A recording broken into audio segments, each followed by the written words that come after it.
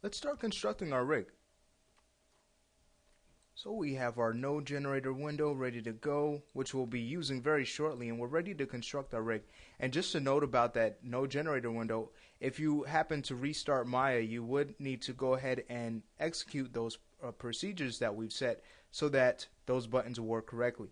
But getting right into it, what we're going to do is something that we basically do for our limbs, and that will apply our IK.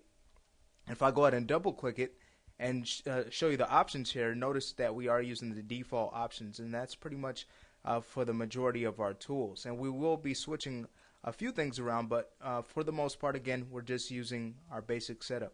So I'll go ahead and make sure that's in our toolbar.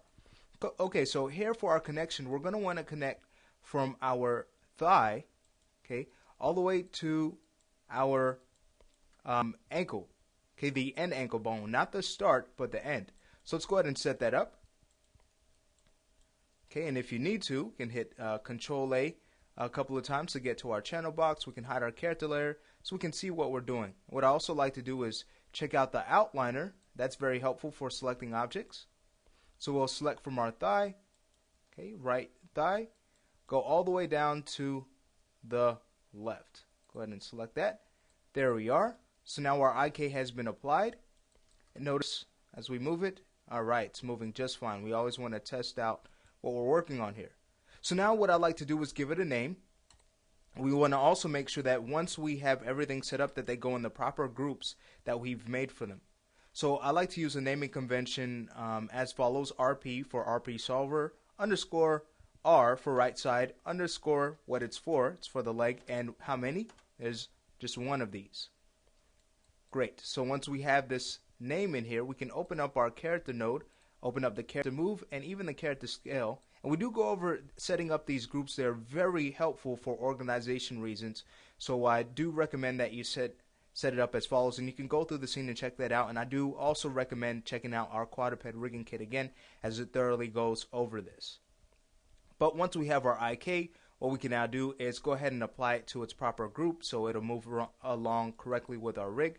So with it selected, we can now control click our IK's group and hit P. So now it's right where we need it to be. Great. So once that has been established, we don't want to connect it to our foot just yet. What we also want to be working on is setting up controls that will move our feet as we'd like it to, and we're going to get into some really fun stuff with that. But let's go ahead, now that we've applied that, we'll go ahead and also apply it to the left side too. Okay, so we'll select the left side, the thigh, going all the way to the end ankle bone. Okay, we'll get it in view. There we are, and connect. Wonderful. So now we can give this a name, again, RP for rotate plane solver, underscore L for left side, underscore leg 01. Great.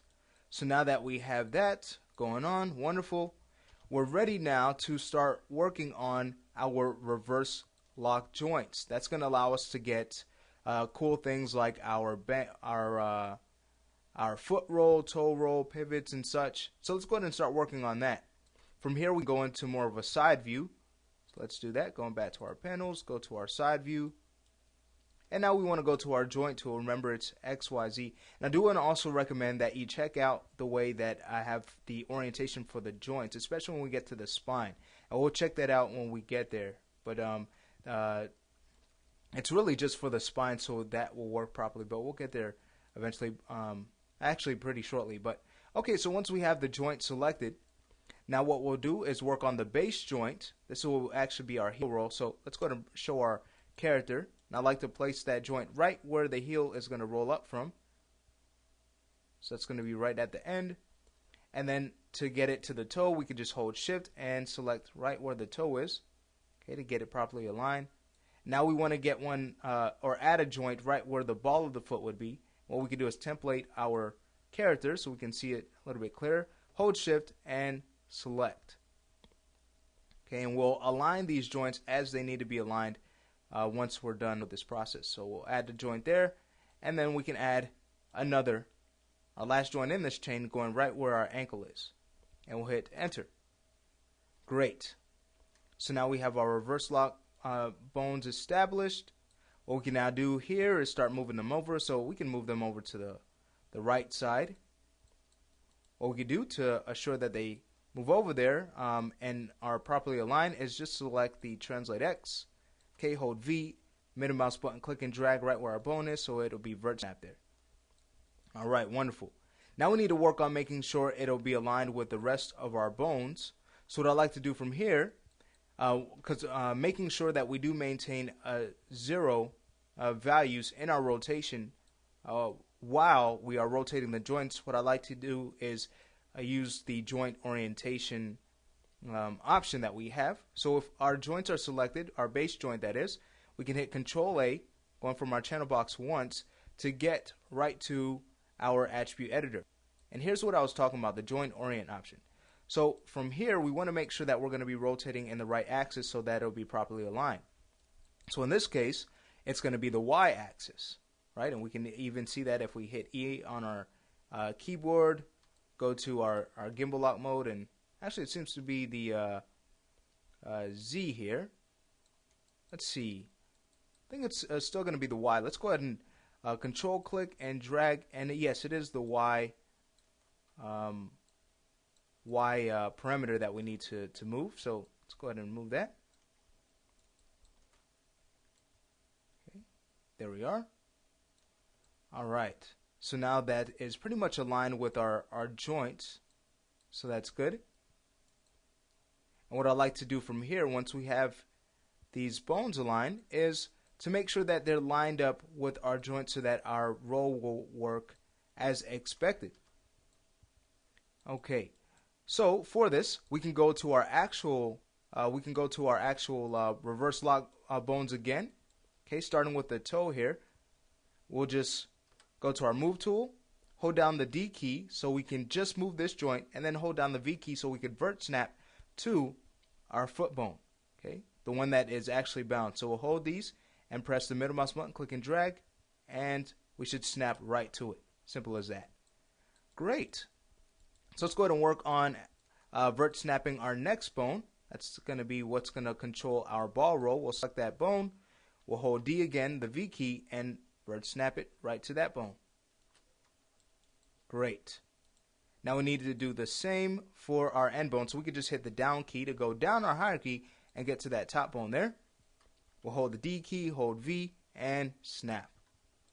Great. Now that these things have been done, let's say we go ahead and spend the time labeling these bones before we end this lesson. Okay, so we'll start with our bottom. We could hit Control A to get back to our channel box. I like to label from here sometimes. So we'll call it RL for reverse lock underscore R underscore base, since that's the base bone there. And then we'll hit enter.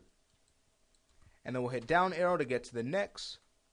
And this is going to be RL underscore R underscore toe. Simple as that.